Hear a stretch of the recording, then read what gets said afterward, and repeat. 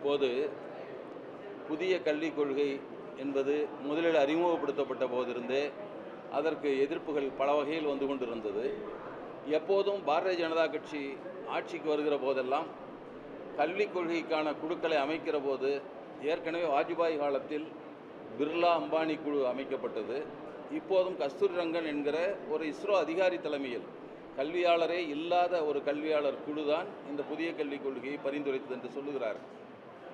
இந்த புதிய கல்விக் கொள்கை மீது நமக்குள்ள விமர்சனங்கள் காரணமாக தமிழ்நாடு அரசு தனியான கொள்கையை வகுத்துக் கொள்கிறோம் என்று சொன்ன பின்னாலும் இப்போது புதிதாக நமக்கு வரியில் நமக்கு கொடுக்க வேண்டிய பங்குத் தொகையை கொடுப்பதற்கு கூட நாம் சிலவற்றை ஏற்றுக்கொள்ளவில்லை, மும்மொழி கொள்கையை ஏற்றுக்கொள்ளவில்லை என்றெல்லாம் சொல்லிக்கொண்டு அதுக்கு எதிர்ப்பு தெரிவித்து அந்த நிதியை வேறு மாநிலங்களுக்கு திருப்பி விட்டிருக்கிறார்.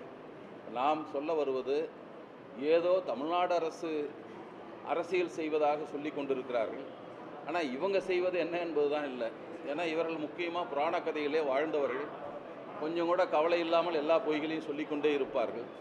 நமக்கு வரவேண்டிய பணத்தை நமக்கு அது ஜிஎஸ்டி வசூல் செய்கிற போதே மாநிலத்திற்கான ஜிஎஸ்டி எஸ்ஜிஎஸ்டி, இன்னொன்று மத்திய அரசுக்கான யூனியன் ஜிஎஸ்டி ஒன்று வருகிறது. நேரடியாக ஜிஎஸ்டியை நமக்கு வந்துவிட்டால் இந்த சிக்கலை இருக்காது என்று கருதுகிறோம்.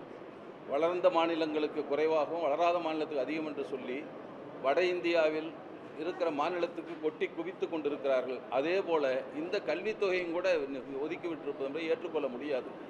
தமிழ்நாடு எப்போது இந்தியை பற்றி சிக்கல் வருகிற போதெல்லாம் அது 1937-38 ஆனாலும் சரி, 1948 நடந்த போராட்டமாக இருந்தாலும், 52 நடந்தது, 65 நடந்தது, எல்லாம் மிகப்பெரிய போராட்டங்கள் இங்கு நடந்திருக்கின்றன. 65 போராட்டத்திற்கு பின்னால் தான் 63 சட்டம் இயற்றிவிட்டாலும் 1976 இதற்கான விதிகளை அலுவல் மொழி சட்டத்திற்கான விதிகளை வகுத்தார்கள். அந்த விதிகளிலே இந்த சட்டம் தமிழ்நாடு தவிர இந்தியா முழுமைக்கும் செல்லுபடி ஆகும் என்றுதான் அந்த சட்டத்தின் முதல் விதி சொல்லுகிறது. ஆனால் இப்போது தமிழ்நாட்டிலும் அதை திணிப்பதற்கான முயற்சியை அரசியல் முயற்சியாக அவர் செய்வதென்பது திராவிட முன்னேற்ற கழகத்தின் மீதான கொள்கை எதிர்ப்பு இருக்கலாம். தமிழ்நாடு மக்கள் அனைவரையும் தண்டிப்பதாகத்தான் இதை நாம் புரிந்து கொள்ள வேண்டும். எனவே தமிழ்நாடு மக்கள் இதற்கான எதிர்ப்பினை காட்டுவதற்கு வீதிக்கு வருவதற்கு முன்னாலேயே இவர்கள் திருத்திக் கொள்ள வேண்டும் என்பதுதான் எங்களுடைய வேண்டுகோள். ஆமாங்க.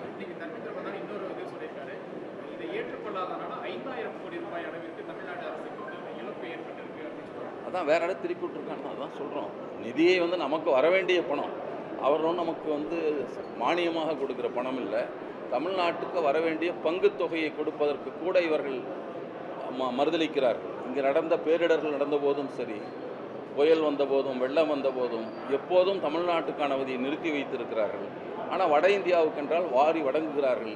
அப்போ இந்தியா என்பதே வட இந்தியா மட்டும்தான், தென்னிந்தியா இந்தியா இல்லை என்று சொல்லி அவர்கள்தான் பிரிவினைவாதத்தை தூண்டி விடுவதாக ஒன்றிய அரசு தான் நடந்து கொள்கிறது.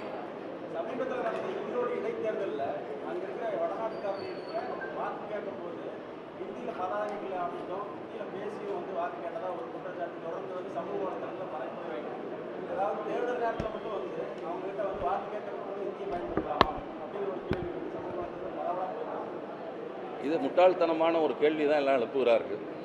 மொழி என்பதை பாடமாக மாணவர்கள் மீது திணிக்கக்கூடாது, கல்வி திட்டத்தை திணிக்கக்கூடாது என்ற கொள்கையை தவிர அந்த மொழியை யாரும் பேசக்கூடாது என்றோ அந்த மொழி பேசுகிற மக்கள் இந்த நாட்டில் வாழக்கூடாது என்றோ எதுவும் சொன்னதில்லை. ஒருவேளை இது அதிகமாக போனால் அப்படிப்பட்ட கோரிக்கையும் வரக்கூடும். ஆனால் 1951 வகுப்பாரி உரிமைக்கான போராட்டம் நடந்தபோது பெரியார் வடவர் கடைக்கு முன்னால் மறியல் போராட்டம் நடத்தினார், வடவர் சுரண்டல் எதிர்ப்பு மாநாடுகள் நடத்தினார். அந்த வாய்ப்பு தான் திரும்ப ஏற்படுமோ என்று நாங்கள் அஞ்சுகிறோம். அது வராமல் இருக்க வேண்டுமென்றால் ஒன்றிய அரசு தான் தங்கள் நடத்தையை மாற்றிக்கொள்ள வேண்டும். ஜனநாயக விரோத நடத்தையை அவர்கள் தான் மாற்றிக்கொள்ள வேண்டும். என்னங்க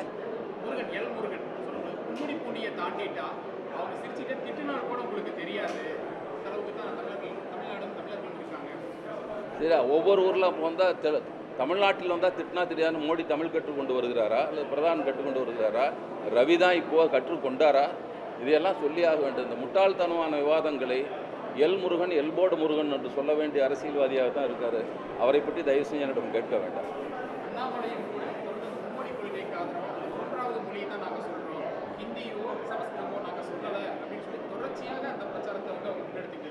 மொழி சட்டம் வந்தது 63ல், அதுக்கு முந்தி கூட விட்டுருங்க. 63லேருந்து 60 ஆண்டுகளில் வட இந்தியாவில் எத்தனை பேர் 3வது மொழி என்பதை சொல்லிவிட்டு எல்லாரும் கேள்வி கேட்கிறார்.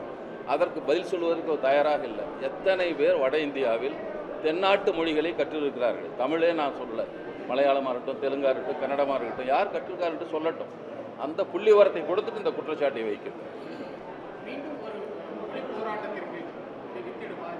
என்னங்க,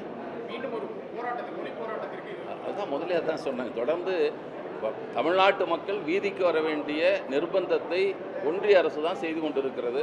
தங்கள் ஆணவ பேச்சுகளாலும் அறிவற்ற பேச்சுகளாலும் அவர்கள் தான் செய்து கொண்டிருக்கிறார்.